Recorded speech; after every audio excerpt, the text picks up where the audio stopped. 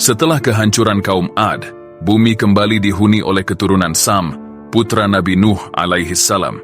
Dari keturunan inilah lahir suku-suku baru yang tersebar di Jazirah Arab. Salah satunya adalah kaum Tsamud yang menetap di wilayah Al-Hijr dan Najd, di utara Jazirah Arab. Wilayah yang kini dikenal sebagai daerah antara Madinah dan Tabuk, di kerajaan Arab Saudi. Al-Hijr, tempat tinggal utama kaum Tsamud, kini dikenal dengan nama Madain Salih, terletak di utara Madinah, dekat kota Al-Ula. Sementara itu, Najd merupakan dataran tinggi di bagian tengah Arab Saudi, yang mencakup sebagian wilayah Riyadh hingga ke arah utara. Kawasan ini hingga kini masih menyimpan jejak pahatan batu, rumah-rumah megah, dan bukti kebesaran arsitektur kaum Tsamud, saksi bisu dari peradaban yang dahulu pernah jaya, namun kemudian binasa karena kesombongan dan keingkaran mereka kepada Allah. Mari kita pelajari kisah mereka. Kaum ini dikenal dengan kekuatan dan kecerdasan luar biasa.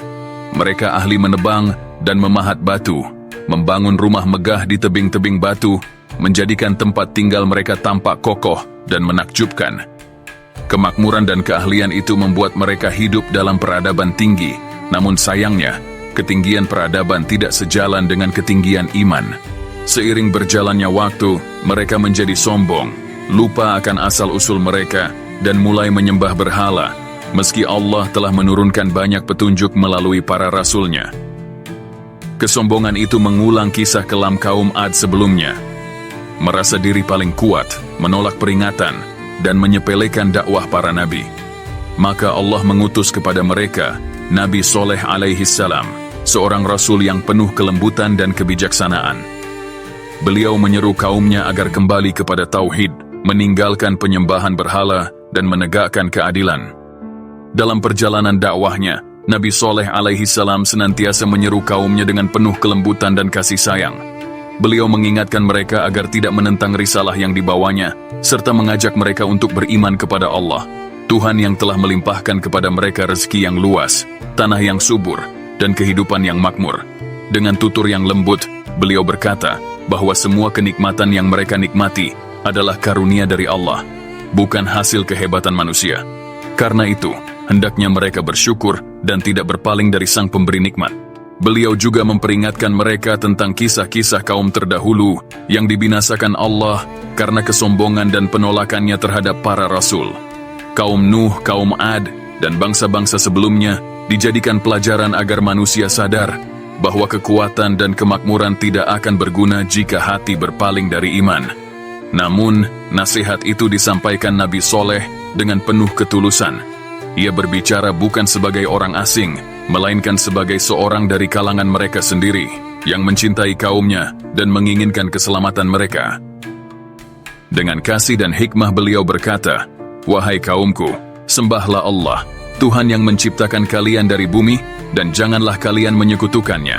Sesungguhnya nasihat yang aku sampaikan ini datang dari Tuhan kalian, agar kalian selamat." Al-Quran Surah Al-A'raf ayat 73. Namun kaum Tsamud menjawab dengan kesombongan. Mereka berkata, "Apakah kami harus meninggalkan Tuhan-Tuhan nenek moyang kami hanya karena engkau?" Mereka meremehkan Nabi Soleh. Meski begitu, Nabi Soleh tetap bersabar dan mengingatkan mereka bahwa nikmat kekuatan dan kemakmuran yang mereka miliki hanyalah amanah dari Allah, bukan bukti kehebatan manusia. Ketika kaum Tsamud menolak dakwah Nabi Soleh dan menuntut bukti nyata dari kenabiannya, mereka berkata dengan nada menantang, "Hai Soleh, kalau benar engkau adalah utusan Tuhanmu, maka keluarkanlah untuk kami seekor unta betina dari batu besar itu." Tafsir Ibnu Katsir dan Tafsir At-Tabari berasal dari riwayat sahabat dan tabi'in. Mereka bahkan menetapkan syarat yang mustahil. Unta itu harus keluar dari sebuah batu besar di lembah Al-Hijr dalam keadaan sedang bunting dan siap melahirkan. Mereka mengira permintaan itu mustahil dipenuhi agar bisa menertawakan Nabi Soleh jika gagal. Namun Nabi Soleh berdoa dengan sungguh-sungguh kepada Allah. Lalu dengan izin Allah, terjadilah mukjizat besar di hadapan mata mereka. Diceritakan dalam tafsir Al-Qurtubi dan Ibnu Katsir. Batu besar itu bergetar dan terbelah dari tengahnya. Suara gemuruh terdengar dari dalamnya. Lalu keluarlah seekor unta betina besar berwarna kemerahan. Tubuhnya bersinar bersih dan perutnya sedang hamil tua. Kaum Tsamud yang menyaksikan peristiwa itu terkejut dan terpana, karena apa yang mereka minta benar-benar terjadi, tepat seperti permintaan mereka sendiri. Beliau berkata kepada kaumnya, "Wahai kaumku, inilah unta betina dari Allah sebagai mukjizat untukmu. Maka biarkanlah dia makan di bumi Allah, dan janganlah kamu menyakitinya, agar kamu tidak segera ditimpa azab." Al-Quran Surah Hud ayat 64. Awalnya kaum Tsamud terperanjat menyaksikan keajaiban itu. Sebagian kecil beriman, namun sebagian besar tetap menolak. Mereka menuduh Nabi Soleh melakukan sihir. Setelah berbagai nasihat dan peringatan dari Nabi Soleh alaihi salam, hati kaum Tsamud semakin mengeras. Unta betina yang menjadi mukjizat dari Allah, seharusnya menjadi tanda kebesaran dan kasih sayangnya, justru berubah menjadi sumber kebencian di hati mereka. Sejak hari itu, unta tersebut menjadi ujian besar bagi kaum Tsamud. Mereka membuat kesepakatan, unta itu akan minum air dari sumur pada satu hari, dan kaum Tsamud akan mengambil air pada hari berikutnya.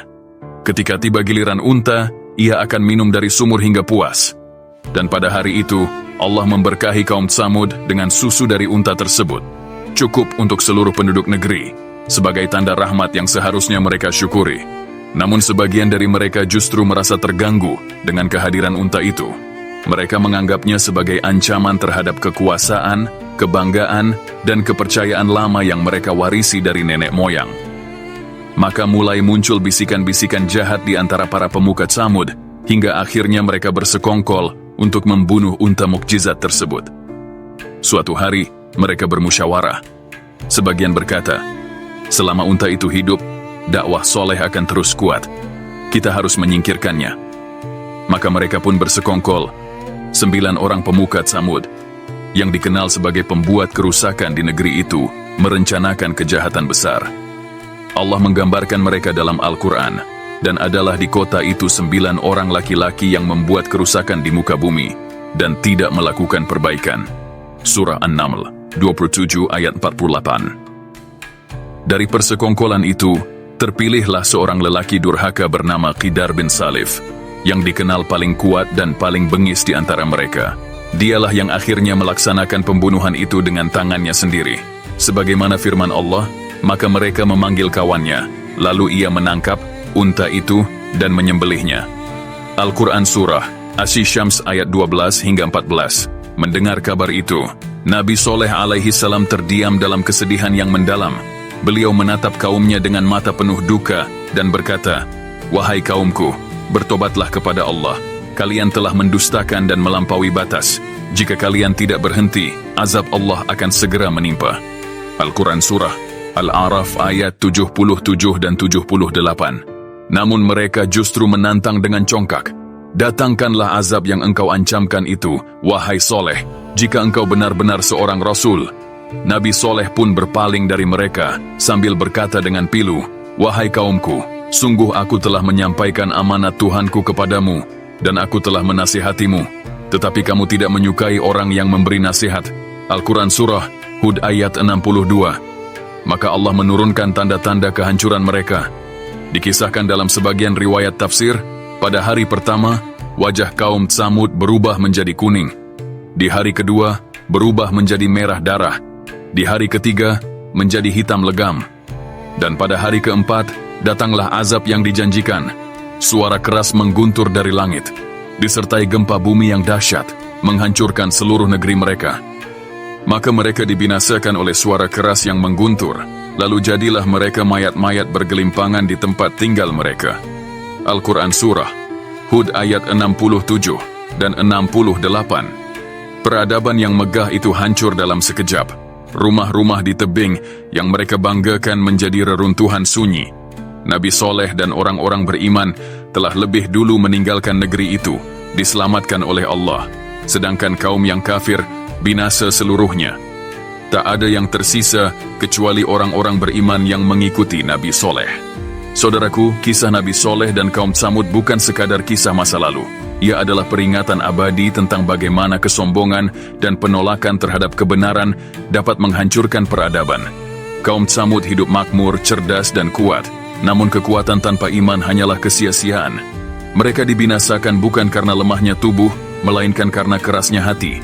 Sementara itu, Nabi Soleh menunjukkan teladan sejati, sabar dalam dakwah, lembut dalam nasihat, dan tegas dalam kebenaran.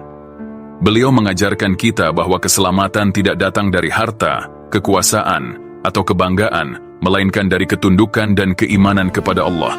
Marilah kita belajar dari reruntuhan Samud, sebab setiap kesombongan akan berakhir dengan kehancuran, dan setiap keimanan akan berakhir dengan keselamatan.